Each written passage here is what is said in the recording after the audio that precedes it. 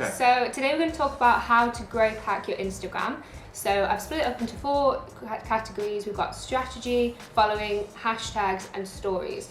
Strategy, define your brand. If you don't know who you are and who you're targeting, then you're gonna just be clueless when it comes to creating the content. So you need to figure out what your story is, who you are as a brand, why do you exist, what makes you different from other brands out there. You need to think what is your personality? Are you going to be funny online? Are you going to be serious? Are you going to inform people? Are you trying to educate? And then what is your vision? Basically, if you want people to think of you as a brand rather than a person, rather than an individual, I would definitely say switch to a business profile. I would definitely recommend creating a social media calendar if you want to really grow your Instagram, then this is super important. And it's just a really good way of splitting up the content to make sure that you're pushing things out on the relevant platforms. And then produce relevant content. If there isn't a need for your content, people aren't going to want to look at it. Okay, so the next thing we're going to look at is following. So the reason your following is so important is because you want to create an online community. You want to make sure that you have a fan base of people that absolutely love everything you post and are going to engage with it.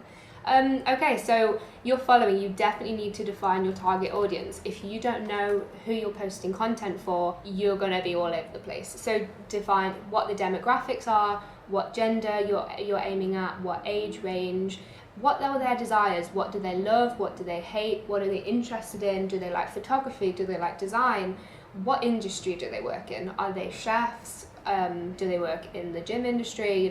You really need to define your target audience, and when you have that, you can create content that suits them perfectly. And use similar pages to grow your own following. Like, people have put in such hard work to make sure that they have a good engaged following, and you can really utilize that and get involved with that online community.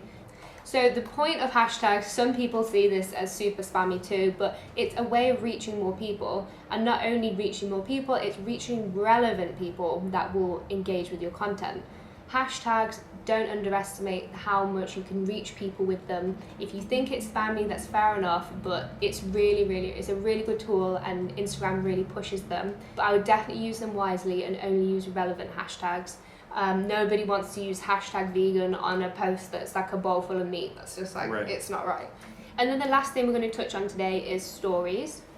So the great thing about stories is that they are temporary, so it's a great time to experiment with content without interfering with your news feed, which is really cool. They're also interactive, so it's a great way to engage with your followers.